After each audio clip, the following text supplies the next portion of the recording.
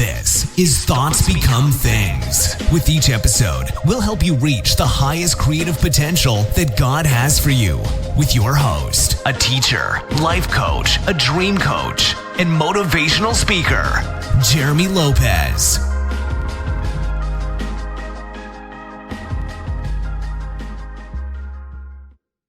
Hello again, everyone, and welcome to another exciting podcast of Thoughts Become Things. I'm Jeremy Lopez, and so glad and honored to be with each and every one of you today.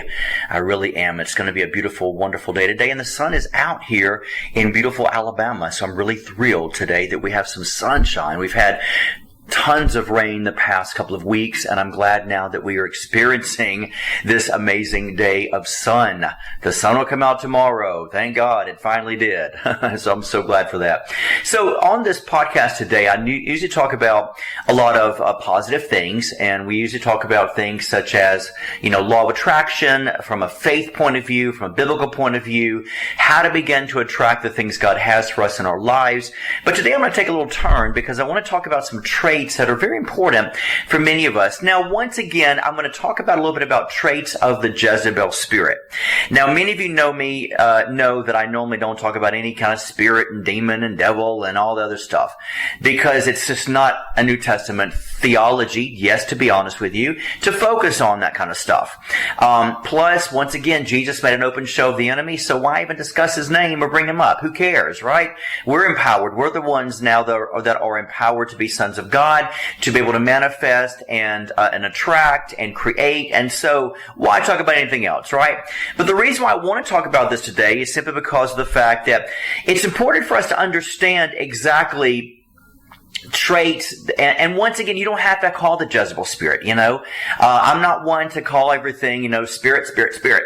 But yet, on the other hand, though, there are traits that we need to keep an eye on with ourselves. So whether you call it a Jezebel spirit or not, it's perfectly fine that you do or don't, okay?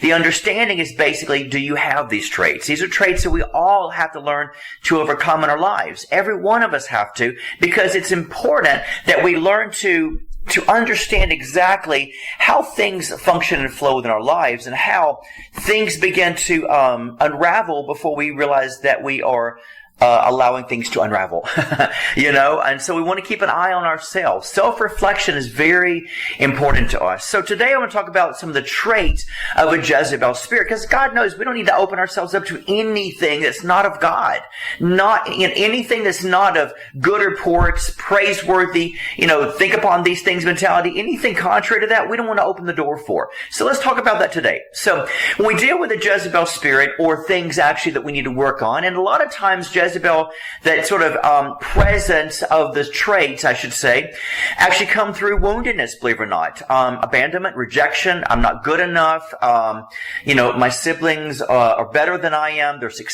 more successful than I am, I feel like an outcast, I feel like this is wrong with me, but everybody doesn't recognize it. I always feel like I'm different in the crowd. I feel like something's, not right, with everyone. And then it starts to build up in them because out of woundedness, rejection, abandonment, not good enough, all this stuff can actually build up to the place where it reveals to us things that we need to see. So and I'm just going to share a couple of things today with you guys. The number one thing we recognize is it wants to control. It wants to control. It wants to control other people's decisions. It wants to control other people's lives. It wants to, feel as if it's something that, needs to persuade people on believe my way or the highway mentality. It controls their, even their grown children. It controls their grown children as far as, you all must go on vacation with me, where do you work? It gives an influence on their jobs, I'll go to their job and beat them up if they bother you, what's going on? You see what I'm saying? Within your family, your spouses, your wife should do this, your husband should do that, your kids, some other grandkids, should do this. It overrides neighbors, friends, family members. It's a very deadly thing because it's a manipulative, controlling, deceitful thing. And that's exactly the terminology and the words that we see within the scriptures when it deals with that of, Satan. And so we have to think of the fact of major control. It's a major deceiver, major seducer. It likes to seduce people. And once again, folks, let me tell you this. Seducing doesn't always mean sexually. I think a lot of times we get confused to think, seducing is not part of my nature. It's not part of, so-and-so's nature, my daughter's nature, my son's nature, my husband's nature. But seducing doesn't always have to be sexual. Seducing can be manipulative and deceitful to where it gets into their mind and plays mind games with them to seduce them to believe what they believe. And a lot of times they don't like control of other people. They don't like boundaries. They always disrespect boundaries of people. Disrespect boundaries of people on their work. Disrespect boundaries of people, once again on their jobs. They disrespect and override the boundaries of their children. Folks, let me tell you something. When it deals with families, whether we like to hear this or not, it doesn't mean that men are more superior to women. I am all for women. Anybody knows me more knows I'm one of the few ministers that will stand up for women in a heartbeat. I thoroughly believe women should make just as much money as a man, should have just as much, power and control within the workplace. I am all for that, because the fact that women should never be controlled or manipulated, right? They should be able to be self-sustainable. I mean, let's just face reality. If it wasn't for women, none of us would be here. So God anointed women with that privilege, honor, and power and leadership ability to have a child and to raise a child. So with that said, and imagine what women do. So with that said, we have to, give them kudos and credit, because they're powerful people. And men, I'm sorry, you can't live without women. And women, you can't live without men. You are equal in the sight of God. However, there is this sort of authoritative mentality that is given to men that means they're the priests of the home. And sometimes Jezebel does not always have to manifest within women. The traits can be found in men as well. And a lot of times it is found in men. So the traits of a Jezebel spirit is not always conducive or held down or bound to just a woman. Let me get that, set the record straight for many of you. But it tends to sometimes manifest sometimes more in women because of the nature of a woman, of the nurturing ability that can be twisted, of their leadership abilities that can be twisted. And women can be more seductive than men at times, and with, let's say, their body language. And so but here's the thing. It's a great honor and privilege to be a woman, right? It's a powerful thing. But that's why the enemy would love nothing more than to be able to sometimes seduce women more than men, because they're powerful people. And so, when we deal with seduction and seducing, it doesn't always mean sexually. It means also seducing of things that deals with manipulating what other people think, trying to get into their brain to make them believe or think or override their boundaries or think like they do. So you have to think about that. It also controls people through their fear and intimidation. How dare you say that about me? You don't know who I am. It can sometimes, allow the one with the traits to begin to put a false shield up as if they're good, they're holy, they're great, for the other person to feel as if they've been to gaslight them, to make them feel like, oh my God, I'm sorry, I shouldn't have said this to you, to bring them more into submissiveness to the traits of the Jezebel spirit.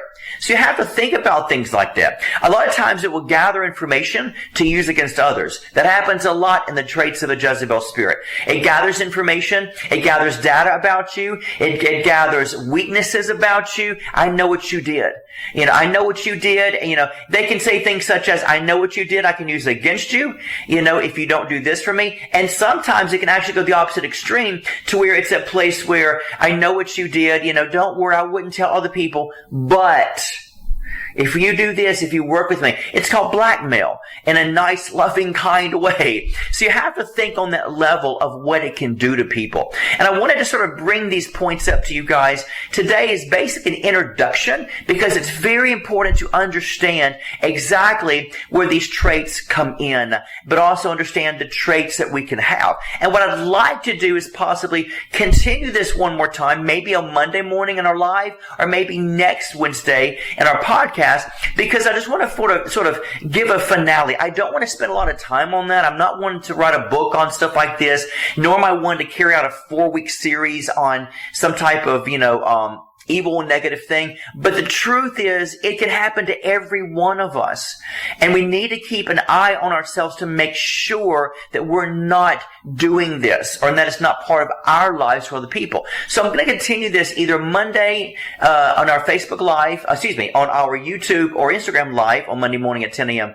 Central Time, or even possibly next Wednesday for our podcast. So I really want you to make sure you stay tuned to both of these things, all right? And also, let me say this really quick, heads up, on July 16th, I think it's July 16th, let me make sure and check here, yes, on a Wednesday night, at 6 p.m. Central Time, I will definitely have the guest speaker of Dr. Connie Williams, one of my dearest close friends, who is extremely revelatory and extremely prophetic.